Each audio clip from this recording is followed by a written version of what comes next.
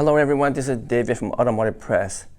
As you know, there has been a lot of discussion about the 2022 Tundra and whether you should have bought the first year or should have waited for the second or third year, mainly because of the problems and trouble we have been seeing in the new introduction of the Tundra. Now, generally speaking, I still would say it's safe to buy a first year of production when a new car or truck is launched when it comes to products from Toyota, Lexus, or maybe even Honda. And I even made a video about this a while back. But with all the things that are happening with supply chain, there appears to be more and more defects and issues at both the supplier side and the production side. So does that mean I no longer recommend people buying the first year of production? Well, the answer is kind of yes and no, and depends a lot on whether the new model has all new everything, like new engine, new transmission, new technology, new platform, new factory, in which case the answer is no, don't buy the first year, maybe not even the second year. But in some cases, a new model is nothing more than a refresh consisting of a newer body and some interior refreshments, but the engine and transmission and powertrain remain the same.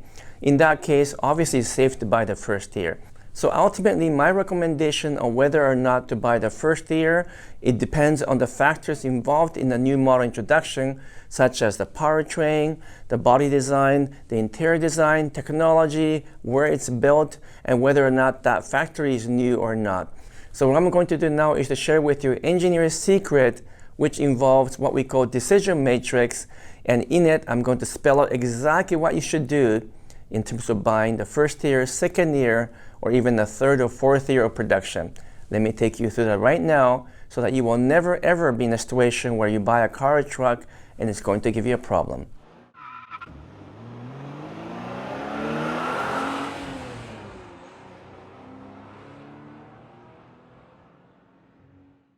Welcome back. The first thing you need to realize is the definition of a new product. So for example, if a car company introduces a new car or new truck, but it only has body changes, but nothing else has changed, is that still considered a new model? Or is it simply a refresh or facelift model? Compared to, let's say, a case in which almost everything is new, including the engine, the transmission, the body itself, and sometimes even built in a new factory.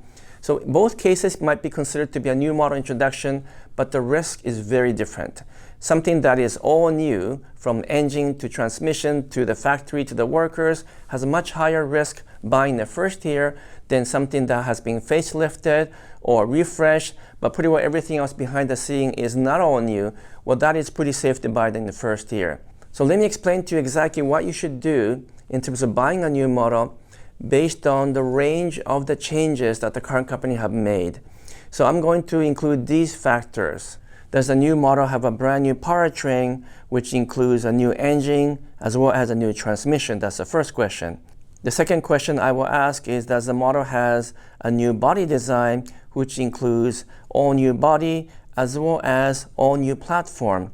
Yes, it is in fact possible to have a new body but to have an existing platform, because underneath the car, which is what we call the platform or chassis, can remain more or less the same, while just the body on top could have changed. Third element that we need to consider is interior. Does it have all new interior, and does it also have new technology such as a new infotainment system? The fourth factor you have to keep in mind is whether or not the new model is being produced at an all new factory with new workers. Obviously, that is more risky compared to a factory that's been around for a while and the workers are all experienced. And based on these factors, I'm going to tell you exactly which of the year of the new model introduction is safe to buy. So I created this new model buying decision matrix for you so you can make an educated guess and decision as to what to do with new models. And I'm going to go through each one of these step by step.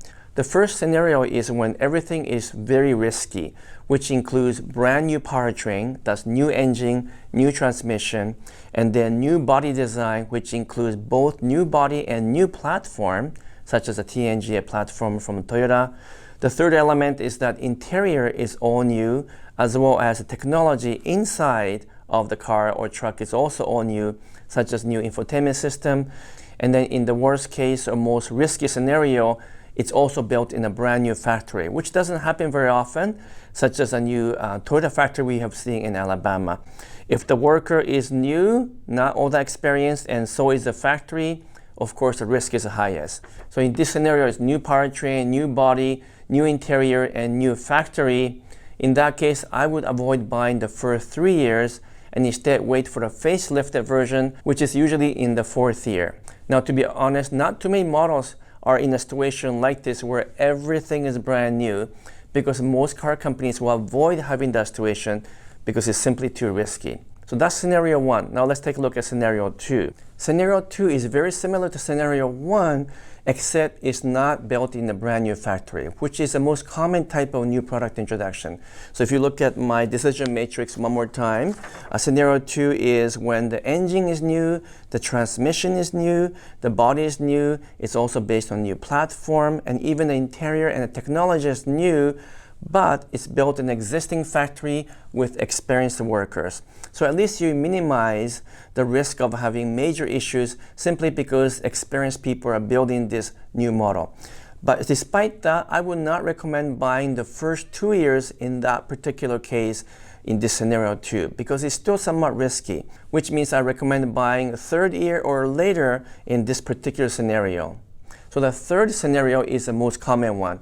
And if you follow me on my decision matrix, you can see the 3rd scenario means that the engine and transmission is not all new, but it's a refresh. So it's retuned, recalibrated with some changes, but the body design and the body platform is all new. That's very common. As well as the interior is all new, including new technology such as a new safety system and new infotainment system. But let's assume for a moment in this scenario 3 that the factory is an existing factory built at a factory where there are experienced people. In this case, which actually mimics exactly what happened with the Toyota Tundra, I would just avoid buying the 1st year, but save to buy 2nd year onward. So this is a case in which the factory is experienced, and for the most part, engine and transmission is not all that new, but it's being recalibrated and retuned, but everything else is new. You could still have a body integrity issues, but for the most part, you're not going to face anything major. So if you avoid the 1st year and buy 2nd year and beyond, you're going to be okay. So for the 2022 Tundra, that is my current recommendation. Don't buy the 2022, buy the 2023 model year onward, and it should be mostly safe. Now let's go through scenario number 4. In this case, once again, following my decision matrix, the powertrain is no change, it's not even refreshed. The body design, however, has been refreshed, but not all new. And then interior also going through some changes as a refresh, but not all new, and is built in existing factory. So this scenario, which is scenario number 4, is quite common because what I'm describing is basically a facelift or refresh year, when most of the things have not changed, but they did make some changes to the exterior, to the interior, and refresh some of the technology. In that case, I would just wait maybe 6 months before buying the new model. So after, let's say, 6 months of production, I think it's going to be smooth sailing and it's absolutely safe to buy. I might even argue that in the first 6 months is reasonably safe because there hasn't been a major change. So this is scenario number 4. Now let's take a look at the final scenario, which is scenario number 5. And if you look at my decision matrix, scenario 5 consists of the following. The powertrain is exactly the same as the previous year, so no change there. But the body has been refreshed somewhat in terms of things like headlight, the rear tail light, and maybe some of the valance underneath the bumper. But the actual platform has not changed. The interior goes through a little bit of a refresh, but no new technology, no change in terms of infotainment system or safety system, and it is definitely built in the existing factory, which is proven and experienced. In that case, you can buy any time in the first year and be very safe with a very low risk. So in this scenario 5, I would say it's absolutely safe to buy the first year production. In fact, you can buy it as soon as they start to produce because chance of having some kind of issues are pretty minimal, even in the first little while of the production. So I just described 5 scenarios with a varying degree of recommendation, all the way from safe to buy the first year to wait for 3 to 4 years. And based on the scenario of the product being introduced, you can match it up to my decision matrix and make your own decision. Now, obviously, this is kind of a general rule, and for the most part, I'm referring to Toyota, Lexus, or Honda, Acura product. If it's some other brands where they don't have a great reputation for reliability, then I will add one more year to my recommended timing, and that should work out for the most part. So I hope this will help you decide what to do in order to buy a car or truck that will provide you with the least amount of hassle and least amount of risk. Obviously, there are many factors involved in decisions like this, so it doesn't mean that this will apply to everything, but for the most part, if you follow my recommendation, it should be pretty safe.